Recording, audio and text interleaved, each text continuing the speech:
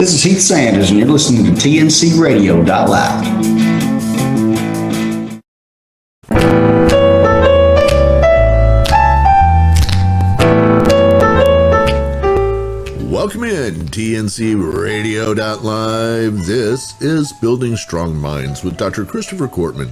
I'm Tom Kelly. We're going to be with you here for the next hour talking about the social black belt. We've been talking about this the last couple of weeks, last few weeks, and we're going to be talking about it for a while. Social black belt is, well, I'll let Dr. Chris describe it. What is the social black belt, Dr. Chris? Good evening, everybody. Thanks for having me again on the show. I'm pleased to talk about this program because I'm very proud of what we're capable of teaching to people, whether they're young people or middle-aged or older people, with the Social Black Belt program. But it's just 10 simple truths, as we like to say, to help people cope with the inevitabilities of life, dealing with life's many challenges, from, being hurt, abandoned, neglected, to losing people to death, to dealing with disappointment, to having to contend with bullying, or just the injustices of life. Understanding how your mind works, and understanding why we do what we do, and how to deal with other people. And so these 10 simple truths are lots of fun to teach, but when people get them, they seem to respond very well, and they deal with life just a little bit better, it seems.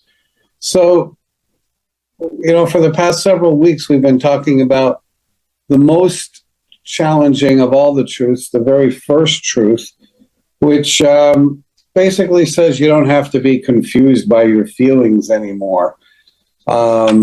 That you can understand where they come from, right? Where feelings come not from events, but always from our perceptions of events, by our attitudes and our beliefs, our perceptions about life. That's what creates our emotions and our feelings. And then we went over how there are always statements about me, my feelings, and your feelings are statements about you, that they're always reflections on our investments. The things that matter to us are the only things that could create emotion. And then we talked about what the different emotions mean. And for those of you who were with us several months back, we went a step further, and we talked about, since we know so much about thinking now, that I developed an acronym to kind of help people to positively direct their thinking in ways that are evidence-based to promote longevity and happiness. And we did probably 7 shows on this over the past year, and that spells out the word forgive. And how do we think in a healthy way? Just to review that before we move into the second truth, F is for forgiveness. Healthy people let go. They don't hold on to regrets and resentments. The O is optimism. We know that healthy people see the glass half full. The R is for relationships. We know that relationships make for a happier life, a more successful life, and that includes long-term relationships like marriage, and it includes friendships. We have so much research now on the importance of other people, and we have research on how disastrous the effects of isolation. So we're real clear on how much we need each other to be well. The G is for gratitude. We want to teach people from a very, very early age to be grateful for everything they have and for life as they know it. Grateful people are happy, Tom, and happy people are grateful. That's what the research seems to say. The I word, we use the word investment. And investment basically means you need to have causes. You need to have things you believe in. You need to have stuff that matters to you. Just to take off on a slight tangent there, I'm working with a young man, and I do mean young. He's 19 years old. And when I met him, probably about a year ago now, he said, I don't understand why the world is so populated. Why are people wanting to live? This life is meaningless. It's worthless. What is the point of being here? He just thought, life has no meaning. They call that nihilistic, nihilistic, life being devoid of meaning. Well, in the time we've been working together, this young man now says, I don't believe I'll ever get depressed again. And I think my life has meaning. And a big part of my meaning is I'm going to help other people somehow. I don't know how, but along the way, I feel like I'm here to make a difference in the lives of others. Fantastic 180-degree turn. And really proud of that. And really, life has meaning to him, meaning he's invested now. So that's the I word. The V word is volunteering. And what do we want you to do? If you want to be a well person, get out of yourself. As the great clinician Alfred Adler, a neo-Freudian from a century ago, he talked about when he had depressed patients, he'd get them out of themselves and into helping other people. Volunteers are happier and live longer. It's not surprising because they get a chance to make a difference with whatever they're doing. And the E word, some of us like it more than others, but it's necessary and it's exercise. So we have an abundance of research that exercise is so good for repairing the mind and the body. It's good for the heart. It's good for the lungs. It's good for the liver and the kidney. And then it's good. Now we know it's good for the brain. The exercise actually repairs the brain. And now I read something in the last 2 weeks that suggested that walking is good for staving off the two major killers in our world, which most of us know this, even though we don't know that we know this. It's essentially cancer and heart disease. And that by walking, they even have a number here, Tom, 21 minutes a day. I don't know where they got that from or how they arrived at that, but I'm quoting what I read. And that's a minimum, of course. You can walk more than that without worrying.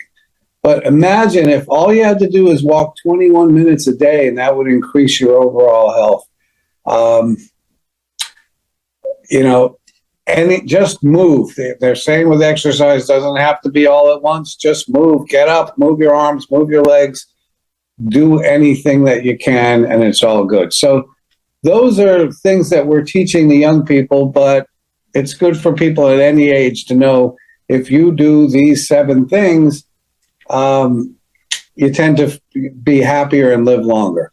So with that, I'd like to completely conclude our first truth, finally, and move on to the second truth, unless you want to jump in here and give us a break or ask a question or something. I'm going to start number 2. Go for it. Okay. So the second truth is about compulsive behaviors.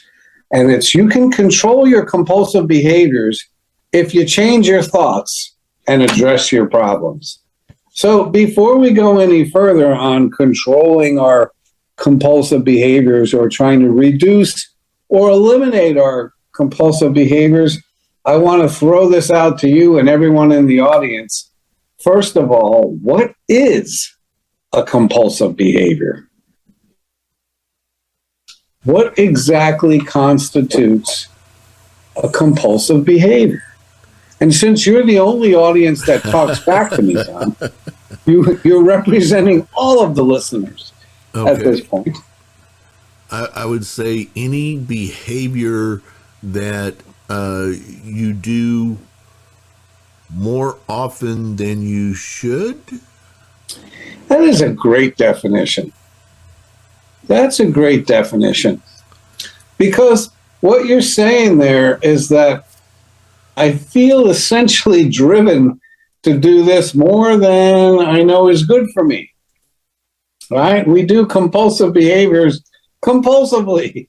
We do them because we feel driven to do them. We must do them. We have a hard time not doing them.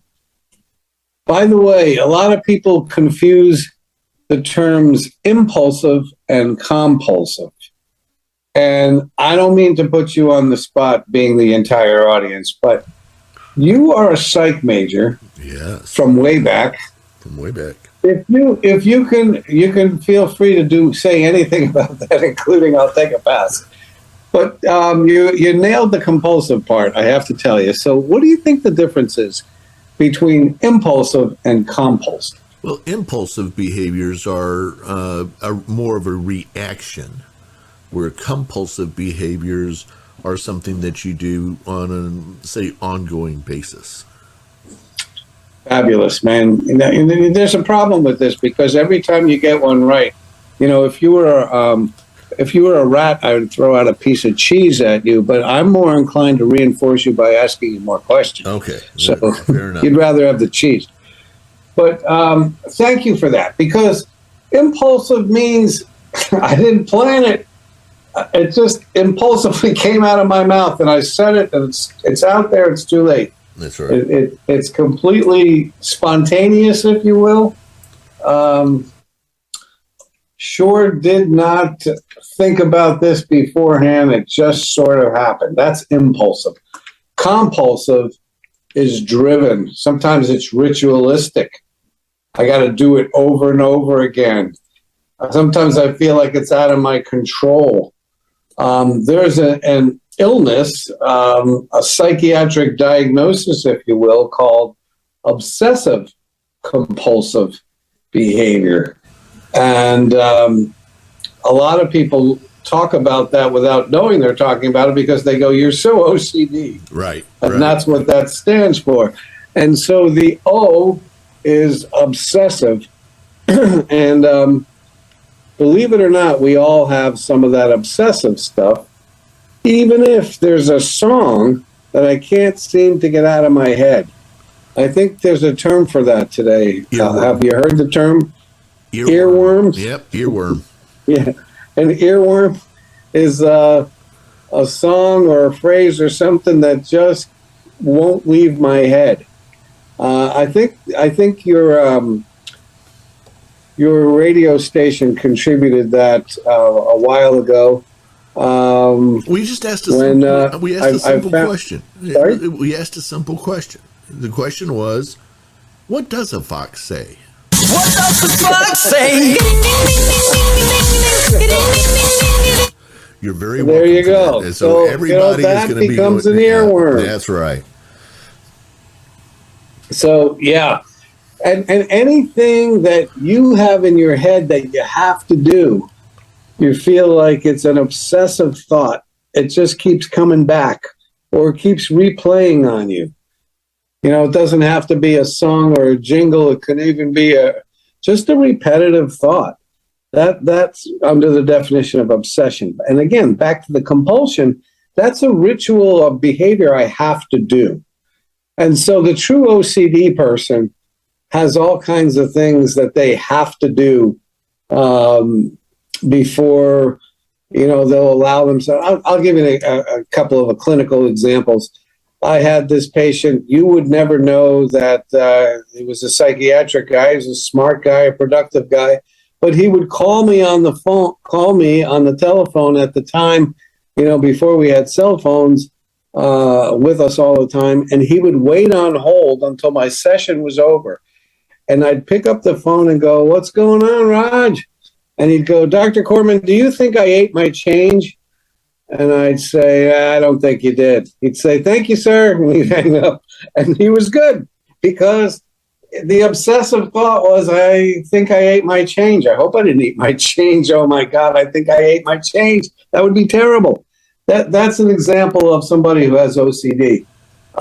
There's so many different variations. There's a woman I was working with who could not leave her apartment until she checked all the running water from every faucet, including the bathtub, several times. She had a small apartment, thank God, because she must have checked it for a half hour.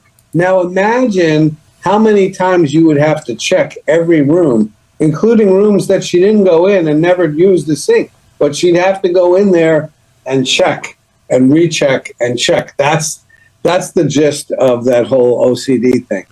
So let's talk about normal kinds of compulsions. What do people do that they don't want to do? Let's take a quick break and come back and pick up on the whole idea of the compulsive behaviors. So be back in just a couple of minutes. You're listening to TNCRadio.live. Stay tuned.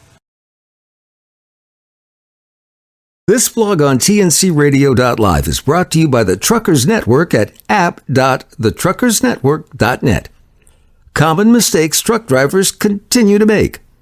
Getting into a car wreck is a risk everyone takes when driving a vehicle. Safety's not guaranteed while driving. Although you may be alert and driving safe, others may not. Wrecks of any kind are almost always traumatic. Wrecks that include heavy-duty trucks can be even more horrific because their injuries can be more severe and life-threatening. Truck drivers go through a long, extensive training process and must pass several exams to get their CDL. Even though truck driving school prepares truckers for life on the road, there are still mistakes truckers continue to make. Speeding. There may be some instances where you're running late to get a load delivered on time, so you speed to get there. Speeding is dangerous for all drivers. Going over the speed limit is not only illegal, it's risky and can lead to injuries or even death. Avoid speeding at any time. It's better to arrive late than risking your life and others. Rollover. Truck rollovers are due to a driver taking a turn too fast, inexperience, or load size.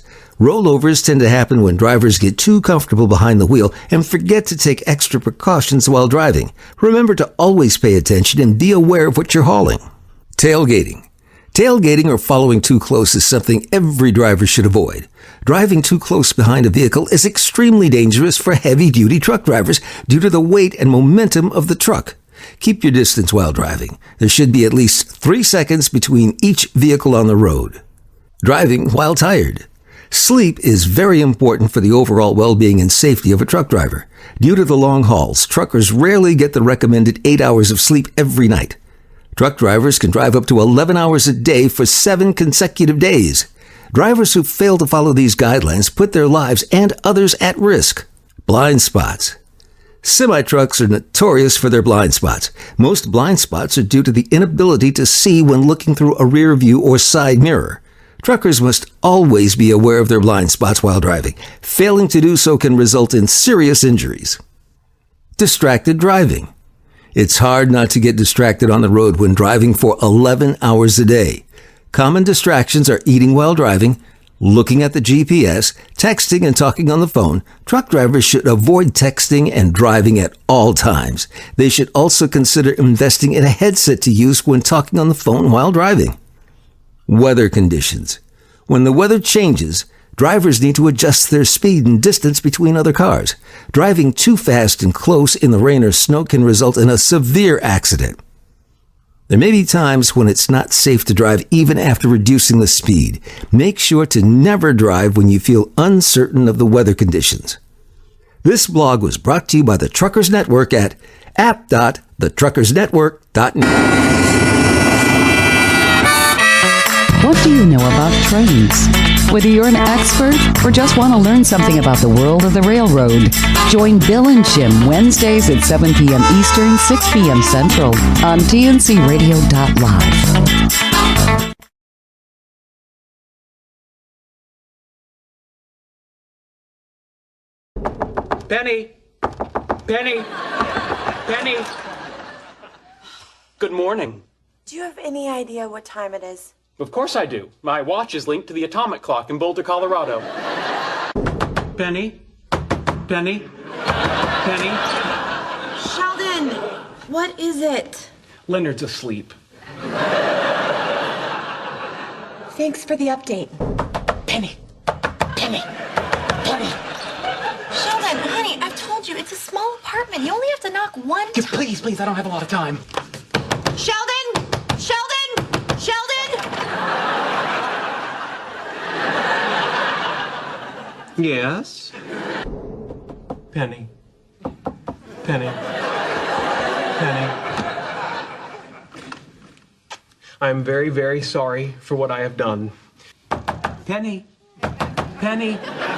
Penny. What? This is banana bread. This is a doorknob. Penny. Penny. What?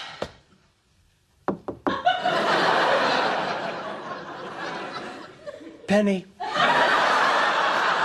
Dr. Sheldon Cooper, Big Bang Theory, has to knock 3 times and say penny, and he has to do that 3 times to open or any door that he knocks on. So he'll go to other people's homes and he'll do the same thing. So he cannot not do that.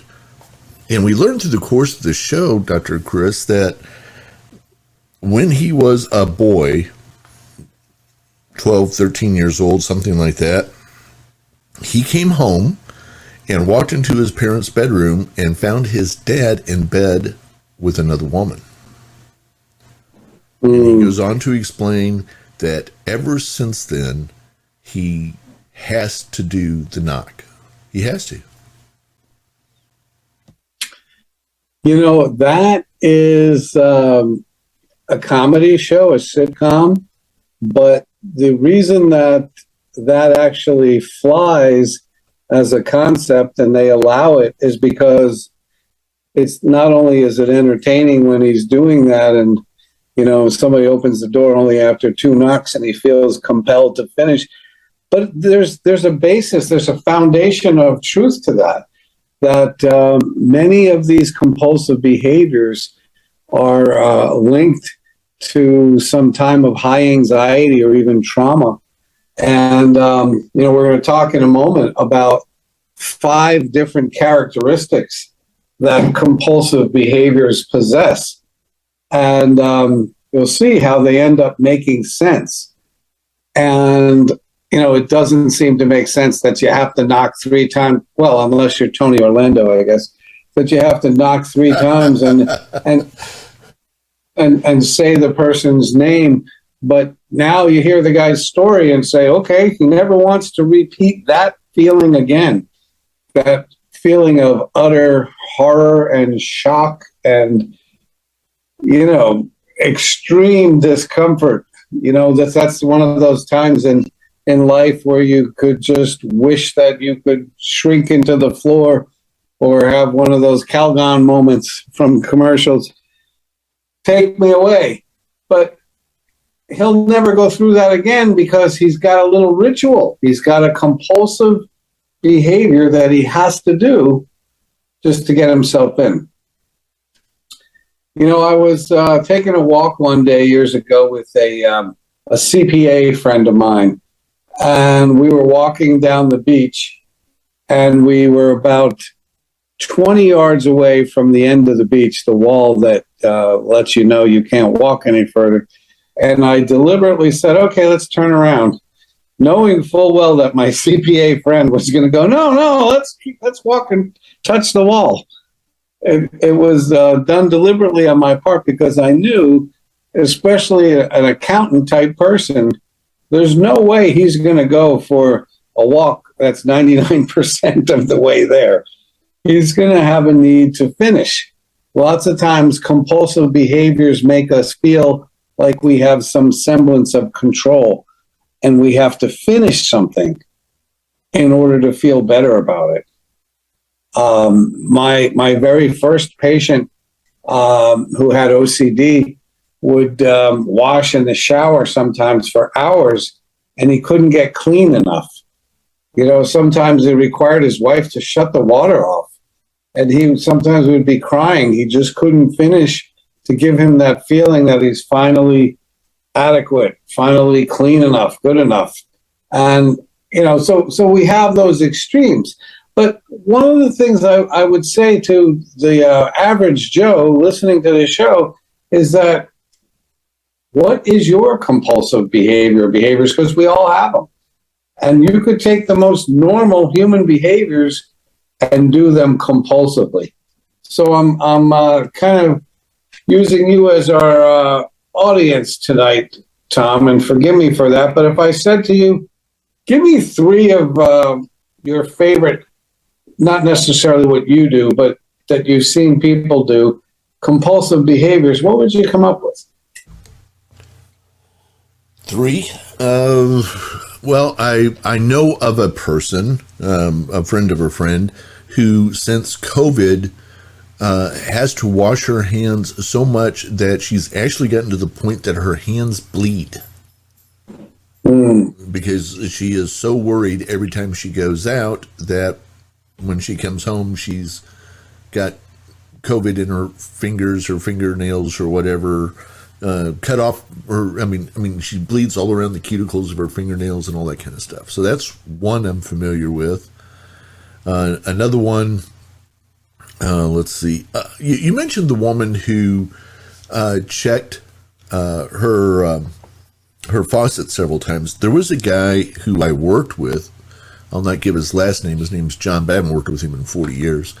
But John was so concerned about his locked car that he had to go out once every half hour to an hour and lock his car again. This is before we had push button locks and those kinds of things. And so he would go out in a pouring rain, and come back in soaked. And we would say, John, your car is fine. I know. I just got to check it, So that was one that goes way back when. Third one that I would know about. I keep going back to the knock, Sheldon's 3 knocks. That one just, and there's something about watching a compulsive behavior like his. It's a little bit contagious, isn't it? Yeah. Because I feel like that if I knock on a door, that I'm more liable these days to go, Dr. Chris, Dr. Chris, than I am, the way I used to knock. It's. Well, whether you are on top of this or you're just really good tonight, 2 of the major compulsive behaviors for the OCD are washing and cleansing and checking. And you nailed them both in your examples. Those are 2 of the ways that OCD symptoms are most likely to surface. And there are so many washers. For those of you who had to read Shakespeare in school, there's an OCD person who would be washing and saying, "Out, out, damn spot." And we know of so many people who equate the washing with the sense of finally feeling safe or adequate. And the example you gave was beautiful. This woman has high anxiety about getting sick and or dying from COVID. So what can she control? Wearing a mask. I'm sure she wears a mask. But when she gets home, she washes and washes and washes because that gives her some semblance of power and control that she doesn't otherwise have. Yeah, I left out. She's inclined to wash. Sorry, go ahead. I left out that part that she had a close family member. I forget whether it was a mother or sister who had died of COVID. So everybody just kind of shrugged and went, "Yeah, I kind of understand, but look, she's really hurting herself." Yeah, at the end of the day, that is a behavior that we choose to make our lives better that ends up making our lives worse. Because you can do good things, and no one is going to say washing your hands is not a good thing. But like so many things, they need to be done in moderation or they stop being a good thing. Some of the compulsive behaviors, this is a nice segue, some of the compulsive behaviors are healthy things but they're not healthy once we pass a certain point. I mentioned about walking 21 minutes, right? If I walk 12 hours a day, every day, one could argue that that's a bit compulsive, and maybe it's not as good as maybe walking 2 hours would be, because walking that kind of mileage makes my life very, what shall we say, out of balance, because I'm not doing a lot of other things with my life that perhaps I'm avoiding. Also, you know, you could take good things like eating. There are people who eat compulsively. My 14-year-old daughter was turning me on to somebody tonight who's famous because he eats on YouTube. She said his name is something like Nico Avocado. And then they showed his picture. And that guy's eating more than avocados, Tom. He's just absolutely huge, and he's showing it off to the world, the things that he eats. And it stopped being good for him a long time ago, except for the fact he's probably wealthy because of how many people watch his videos. I don't know. But the point is, eating is a good thing, right? We need to sustain ourselves with nourishment. But you can eat compulsively. You can drink compulsively. Most of the time, people do that with alcohol. You can smoke compulsively. You could exercise compulsively. You could gamble compulsively. You could masturbate or do pornography compulsively. You could worry compulsively. You could order and structure your world compulsively. You could think about money compulsively. There are so many things you could do compulsively, meaning that you feel driven to do these things. You can't stop doing these things. They are now in control. The behavior is controlling you. You're not controlling the behavior. I want to get into 5 characteristics, but I'm wondering if you're going to say we need a break. So, no, let's keep going. Okay. We're going to skip a break, so keep going for a little bit, and we got about 4 minutes. All right. Well, you feel free to cut me off when you need to. I'm going to get into these characteristics of compulsive behaviors. As we're going to learn in this and the next truth, all behavior is purposeful. All behavior is goal-oriented.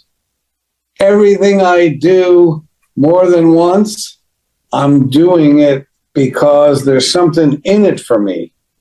There's some kind of reward. That might sound crazy, but I'm telling you that every day that the friend of yours is alive, she is reinforcing the notion that I'm alive because of my compulsive hand washing. Those two things are linked. So you know what she's likely to do tomorrow? Wash her hands like that again, because it's working. It's working. So things that don't seem to work do not continue in our behavioral repertoire. So most of us know the expression of putting your hand over the hot stove. And what that means, that's a behavior that the average person will do only once. And will do it once because there's no real reward. What there is significant pain. You know, reminds me of the patient who attempted suicide once by shooting himself in the stomach. And when I saw him in the hospital, he was in great pain, and he said, "Doc, I'll never do that again." And I believed him, because there is no reward in shooting yourself in the stomach. It just really, really hurts. But with compulsive behaviors, and here's the point I'm making, they always work to provide something for the person who's engaged in the compulsive behavior. There's always some kind of a payoff. And normally that payoff is a temporary payoff. So any one of these, knocking on the door, the wonderful example that you shared with us, Tom, What's the payoff? Ever since he implemented that compulsive behavior, he has never walked in on an embarrassing situation again. It has been 100% effective. Prior to that, he walks in, it's the most humiliating moment, the most uncomfortable moment of his entire life. He implements this new strategy, and that never recurs. Is there a payoff? There's absolutely a payoff. And that's what it is. So in the meantime, he tortures everyone, including himself, with this stupid little ritual, but it works. And that's one of the things I want people to know. Compulsive behaviors work, or we wouldn't do them. Gotcha. Yes. All right. Well, go ahead, do the break thing. Yeah. Let's do the break thing. Thanks. We'll be back in just a couple of minutes. You're listening to TNC Radio.live. Stay right there. Hi, I'm Dr. Christopher Cortman, and now for the Mental Health Minute. I've got a secret for you. Come a little closer. I have the best antidepressant in the world in my hands. Don't tell anybody. You know what it is? It's hope. The best antidepressant in the world is not a pill. It's a re-injection of hope. In fact, the biggest contributor to depression is hopelessness. When people lose their hope, they sink like a rock in water. They become dysphoric. They lose their desire to do things because without hope, people feel useless and worthless and impotent. They have no power. An injection of hope, on the contrary, allows people's spirits to ascend. They feel better. What's an example of that? Well, your surgeon's standing over you and she says, "We got it. Don't worry about it. It won't be back. You can go home now and be in peace." And you believe her. Or you get a phone call from your wife who says, "I'm really sorry I left you and the kids. That was a mistake. Please allow me to come back." And you believe her. Or you hear from your nanny who says, "I'm ready to forgive your kids for tying me to the pole in the bathroom." And you believe her. It's hope that brings people back to a sense of feeling better. Sure, sometimes there's a need for therapy, for medication, even for other types of treatments, including ECT or TMS.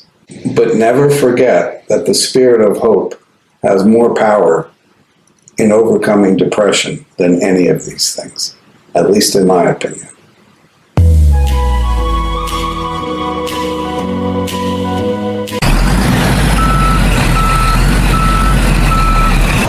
You're listening to TNC Radio.live. Remember to tune in to the Truckers Network Show with Shelley Johnson.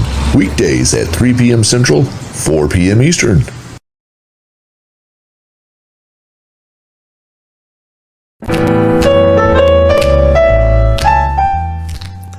Welcome back, TNC Radio.live. And I hope you're listening compulsively. No.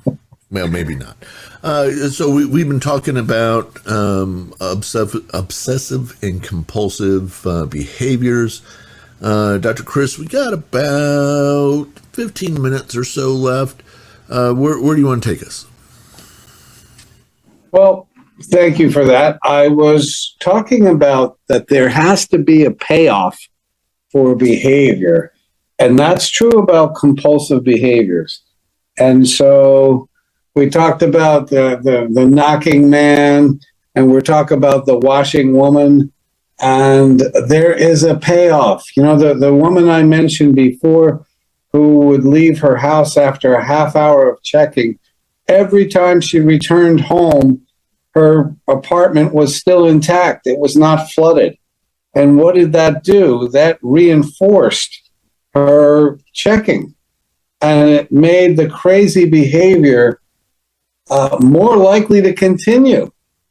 And it was very sad and time consuming, but she couldn't stop, right?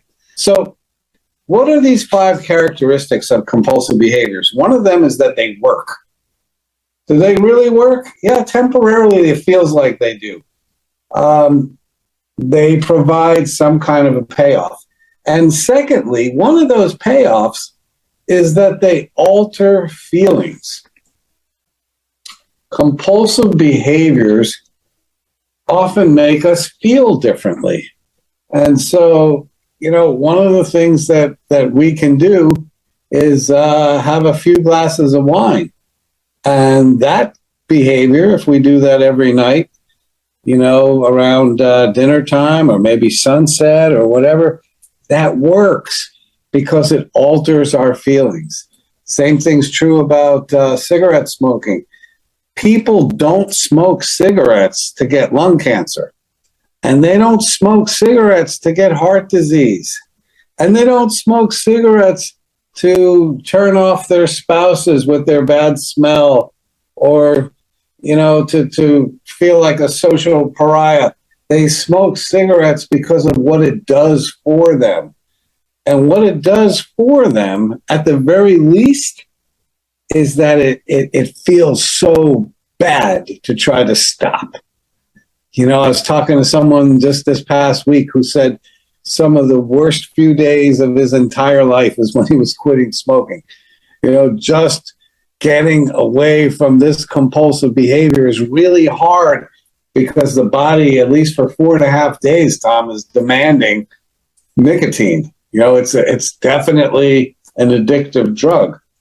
Well, why don't people, to use the phrase they use, why don't people stay quit after that? Well, after that, it's a mind thing. It's not a body thing anymore. Your body doesn't need the nicotine in a week. 5 days later, your body's going, all right, I guess we're not getting this. We're okay. But then, people remember, boy, I used to feel so much better after smoking. And they did, because their body was crying out for nicotine. And the whole inhale deeply and exhale slowly thing is how we teach people to relax anyway. So there's a payoff. Any compulsive behavior that people repeat alters their feelings, and they work in the short term. So those are 2 characteristics right there. A third characteristic, and we all know this one, but I'm just going to state it, is that compulsive behaviors persist despite the consequences. Your doctor can literally say to you, next year for our annual physical, by the way, I have mine tomorrow, for our annual physical, I will be here, but you won't if you keep smoking. The doctor says that to people, and still people continue to do whatever it is that's destructive. Family members will say, if you keep doing these drugs, we're not going to have anything else to do with you. We're going to cut you off. We're going to eliminate all contact with you because you're destroying us. And you lie and you steal and you cheat and you do everything that we find deplorable. And that's not who you were before you were using. And what happens? They say these things and the people continue to use. People do compulsive behaviors despite the negative consequences. That's one of the ways we know that something is compulsive. A person can't seem to stop doing it, even though it's killing them, or it's killing what they really love, or who they really love. People will look back and say, I had everything, and I lost it because of this drug. I remember stories of people I worked with who, had a wife and a family and a business. One guy was a cop, and he had his own landscaping business on the side, and he started to do some drugs, and he lost everything. And it was just so sad because he was like a guy in his 40s. They don't usually start doing crack at that age, but he did. And his whole world, fell apart. So my point is, compulsive behaviors can continue. You mentioned that the hand washing woman. the consequences that she's going to have from doing a good thing, washing her hands, but doing it compulsively to the point where it's not a healthy thing anymore. And she could end up doing damage to her hands, by continuing. I had a boy, just popped into my head. I had a boy a few years back who had the OCD where he just washed and washed and washed. And I was working with him on this type of treatment, an exposure type treatment, where I would have him deliberately get his hands all dirty. And then as a reward, I would let him have an apple or a cookie, but he couldn't wash his hands. He had to hold that apple or that cookie in these nasty, dirty hands that were dirty from, being in the dirt and the soil. And they were pretty close to black hands. And he was not allowed to wash his hands. And if he wanted this apple or this cookie, he had to eat it with those hands. So, the point was he had to expose himself to his worst fear, in order to overcome the compulsion. Like, you're not washing your hands now. You're only allowed, and if you got a young person that you can still have some control with, you would say you're only washing your hands these 3 or 4 times a day, whatever normal people do, like after you use the bathroom or before a meal or, outdoor play or shaking hands with somebody. There are times when it's really appropriate. But what you're talking about is compulsive, meaning it's driven and I can't stop it and I have to do it.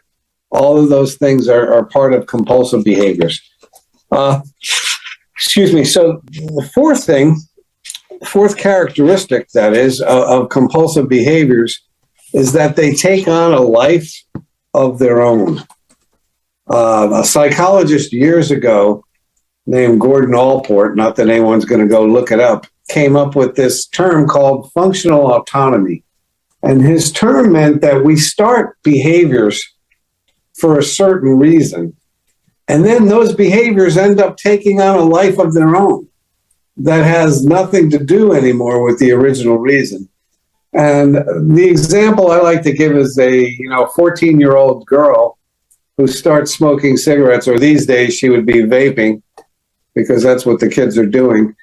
But she starts that to feel grown up, to be cool, to fit in, to be one of the cool kids. If she's still doing that at 46, she's not doing that for any of those original reasons. That behavior has taken on a life of its own. It now has its own function. It has nothing to do with the original reason. And even if we looked at your examples of the knocking or the washing, they started for legitimate reasons, but those people can't stop now, not so much for the original reasons anymore, but because they feel driven and addicted, as it were. There's a need to keep doing that. Sheldon would feel tremendous anxiety if he didn't do those 3 knocks. He would feel that anxiety because this is how you knock. The original reason was legitimate, but that behavior has taken on a life of its own. And so it's important to understand that one of the things these compulsive behaviors do for people is they have their own life. I do these things now because I do them, because I've done them for so long. I can't imagine what it would be like not to do them. It's just what I do, as opposed to the original reason where they started. So one more of these for tonight is compulsive behaviors, Tom, follow a predictable pattern. That is, they start and they finish in the same way. If you think of it in terms of a circular pattern, if one is at the top and then you go clockwise to number 2, And then number 3 is at the bottom, and number 4 is on the left side where a clock's number 9 would be. Just picture those 4 in a circle. The number 1 would be the perception of stress. With compulsive behaviors, we usually perceive something as stressful. I talked before that stress always begins with the perception of threat. Something has to be threatening for the stress response to begin. So somebody perceives something threatening. That's the first one, which leads to number 2. They start to have an obsessive thought.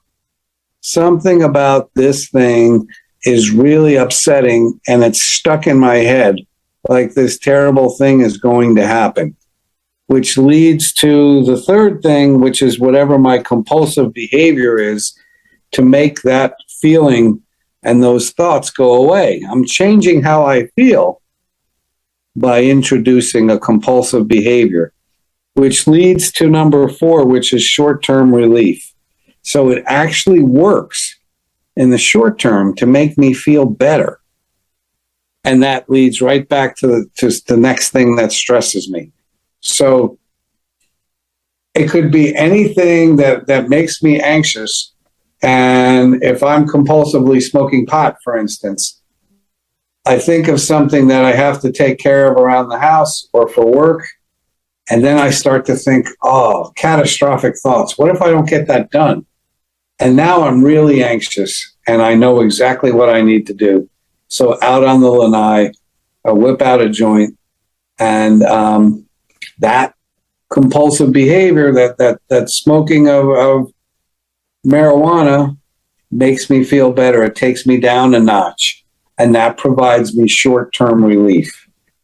And so what it keeps coming back to is that the behavior works, and I feel better, and then therefore I'm more likely to do it again, even though it's not good for me, even though it's unhealthy. Wow. It's amazing that you've had the opportunity, and I think you would say the honor, to really help people work through some of this. And I think we have a pretty good feel for it, but we're about out of time. So in the couple minutes we have left here real quick, and we're going to pick this back up. Maybe next week, might be the week after. But we'll figure that out as the week goes on. But within the next 2 weeks, we'll be picking this back up again. Tell us how people can learn more about you, Dr. Chris. If they want to learn more about me, they should talk to my girlfriend, and she will tell them everything about me, including the not so savory things. Yeah. But they can also check out srqshrink.com. And SRQ is the airport for Sarasota, by the way. So it's srqshrink.com. And, we're talking about compulsive behaviors, and there's a couple of the books, the Your Mind and Owner's Manual and the Social Black Belt. 2 of my books address this. But there's another book that I have called Take Control of Your Anxiety. And that features a chapter on a gentleman who was much like your guy, who couldn't leave in the morning without checking his house lock like 32 times, and what we had to do to finally get him to be able to leave for work in the morning. So just to say that there's hope. If you have a compulsive behavior, and we all do, there's hope. And we're going to talk about that in upcoming weeks, like 3 different ways that we can change our behavior. So I'll leave you with that, and looking forward to the next time, Tom. All right. I appreciate your time. Thank you very much, Dr. Cortman. You've been listening to Building Strong Minds with Dr. Christopher Cortman. Coming up next is the Driver Life Podcast with Hope Savara. Stay tuned. Stay tuned. Stay tuned. Stay tuned. Stay tuned.